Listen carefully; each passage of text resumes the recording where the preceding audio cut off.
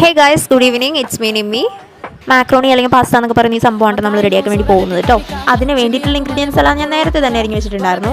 ഇനി നമുക്ക് വേണ്ടത് ആവശ്യമായിട്ടുള്ള വെള്ളം. അതൊരു പാത്രത്തിൽ നന്നായിട്ട് അതിലാവശ്യത്തിന് ഉപ്പും പിന്നെ കുറച്ച് വെളിച്ചെണ്ണ ഒഴിച്ചിട്ട് നന്നായിട്ട് ഇളക്കുക. അതിന് തിളച്ച് വരുമ്പോൾ നമ്മുടെ പാസ്ത അതിലേക്ക് കേട്ടോ. മഞ്ഞപ്പൊടിയും കൂടി ഇടാം കേട്ടോ. തിളച്ച് വെന്ത് വന്ന പാസ്ത നമുക്ക് വേറൊരു പാത്രത്തിലേക്ക് തട്ടിയിട്ട് നമുക്ക് മസാലയുടെ പണി നോക്കാം. സോ അതിന് വേണ്ടിയിട്ട് നമ്മൾ നേരത്തെ അരിഞ്ഞു വെച്ചിരിക്കുന്ന സവാള കുറച്ച് വെളിച്ചെണ്ണയിലേക്ക് നിറക്കിയിട്ട് നന്നായിട്ട് വഴറ്റി വരുമ്പോൾ അതിൽ കുറച്ച് ഉപ്പിട്ടിട്ട് വഴറ്റാം കേട്ടോ. അത് കഴിഞ്ഞ് വഴറ്റി വരുമ്പോൾ നമുക്ക് അതിലേക്ക് തക്കാളി ഇട്ട് നന്നായിട്ട് വഴറ്റേണ്ടി വരും. തക്കാളി നന്നായിട്ട് വഴറ്റിയതിന് ശേഷം നമുക്ക് നേരത്തെ ചതച്ച് വെച്ചിട്ടുള്ള പച്ചമുളക്, വെളുത്തുള്ളി, ഇഞ്ചി ഈ 3 സാധനങ്ങൾ കൂടി നേരെ അതിലേക്ക് ഇടാം. എഗെയിൻ നമ്മൾ എന്താ ചെയ്യേണ്ടേ? വഴറ്റെല്ലാം നല്ലപോലെ വഴങ്ങുന്നത് മനസ്സിലായി നമ്മൾ കുറച്ച് മഞ്ഞൾപ്പൊടി, മുളക് പൊടി, കുരുമുളക് പൊടി, ഗരം മസാല ഇതെല്ലാം കൂടി ഇട്ടിട്ട് നന്നായിട്ട് വഴറ്റാം.